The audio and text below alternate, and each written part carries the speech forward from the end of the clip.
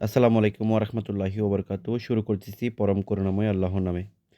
আজির agro broiler unit 1 এ আজকের ভিডিওতে আপনাদের স্বাগতম।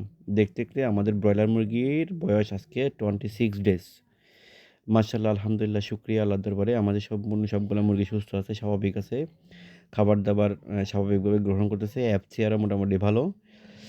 আমরা সাধারণত মুরগির বয়স যখন 25 দিন প্লাস হয় আমরা তখন একটা কাজ করি। সেই কাজটা হচ্ছে মুরগিগুলোকে আমরা একটু গ্রেডিং করে ফেলি। গ্রেডিং করার মূল কারণটা হচ্ছে যখন আমরা বাচ্চাগুলা ব্রুডিং করি এবং স্টার্টার খাবারের পর ব্রয়লার খাবার গ্রহণ করি দেখা যাবে 25 দিন পর থেকে মানে 20 দিনের পর থেকে কিছু মুরগি একটু তুলনামূলকভাবে সাইজে ছোট থাকে এবং একটু কয়েকটা মুরগি একটু অসুস্থ থাকে, দুর্বল থাকে। আমরা গ্রেডিং করার কারণ হচ্ছে খামারের এক কর্নারে একটা মেডিকেল হাউসের মতো করে একটা কর্নার করি। এটাকে মেডিকেল কর্নার বলি আমরা। এই কর্নারে আমরা যে মুরগিগুলো একটু দুর্বল, খাবার-দাবার কম খাচ্ছে বা একটু অসুস্থ লাগতেছে, এই মুরগিগুলোকে আমরা এক জায়গায় আলাদা করে ফেলি। আলাদা করে এদেরকে আমরা এক্সট্রা কেয়ার করি। এক্সট্রা কেয়ার করার মূল কারণটা হচ্ছে এটাকে যখন আপনি আলাদাভাবে যত্ন নিবেন এবং আপনি এদেরকে তার নির্দিষ্ট সমস্যার কারণে আপনি মেডিসিন প্রয়োগ করবেন, খরচটা অনেক কম থাকবে। আপনার মুরগিগুলা খুব দ্রুত বৃদ্ধি পাবে।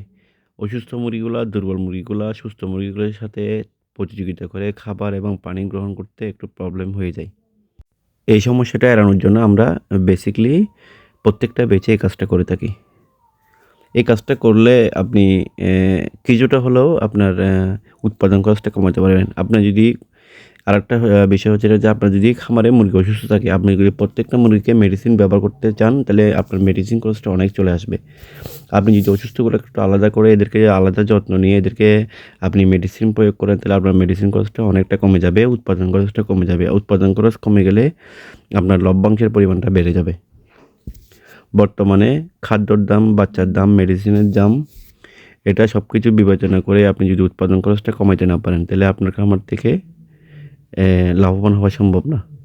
আমরা সবসময় চেষ্টা করি আমাদের খামারে উৎপাদন খরচটা কীভাবে কমানো যায় এই পদক্ষেপগুলো গ্রহণ করি। সময়ের সাথে প্রতিযোগিতা করে এই বাজারে টিকে থাকা খুবই কঠিন।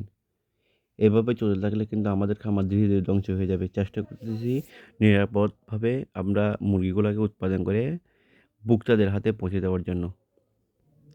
এই শীতকালীন সময়টা আমরা মুরগিকে একটু এক্সট্রা কেয়ার করি। শীতকালীন সময়ে যদি আপনার ম্যানেজমেন্টে বিন্দু পরিমাণও ভুল থাকে, তাহলে এই সিজনে কিন্তু আপনার মুরগিকে সুস্থ রাখা খুবই কঠিন। বিশেষ করে ঠান্ডা থেকে মুরগিকে রক্ষা করা। ঠান্ডা থেকে রক্ষা করতে যাওয়ার পরে আবার যদি আপনি ভিতরে গ্যাস হয়ে যায় তাহলে প্রবলেম। ঠান্ডা থেকে রক্ষা করতে না পারলে তাও প্রবলেম। সবকিছু কিন্তু সঠিকভাবে ম্যানেজমেন্ট করতে হবে।